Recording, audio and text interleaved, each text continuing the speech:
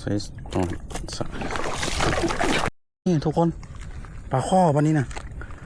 โมเห็นปลาสูตรแล้ว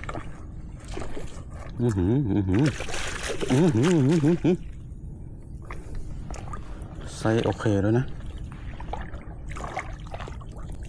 ไซส์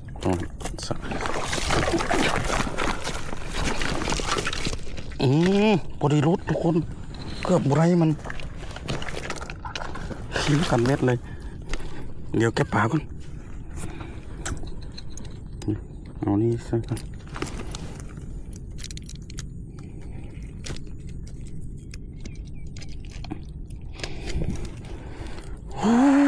นี่ทุกคน3-4 ขีดนะตัวนี้นะเกือบบุไรมันเนาะตีกระดีนะวันนี้เพราะลมทุกคน